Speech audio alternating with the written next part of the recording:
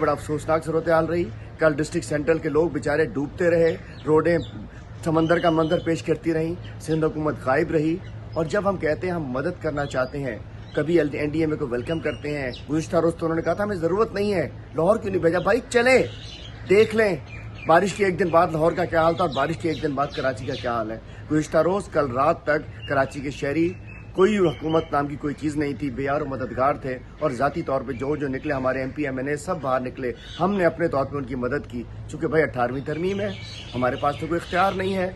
और उसके बाद जब हम मदद करने की बात करते हैं कि जी चलिए आइए एक कमेटी के ज़रिए सिंध की मदद करें, उसके ऊपर भी आप कहते हैं कि जी कमेटी लाहौर में क्यों नहीं बन रही? तो कमेटी इसलिए बन रही थी कि लोग ना डूबें, लोग ना हो, आपकी हम मदद करें। लेकिन कल बहुत बुरा असर रहा। कहीं बस डूबी हुई थी, कहीं सुजुकी डूबी हुई थी, मोटरसाइकिल वाले डूबे हुए थे, कारें डूबी हुई थी, घरों में पानी घुसा हुआ था और सिंध हुकूमत मफरूर थी, नजर नहीं आ रही थी।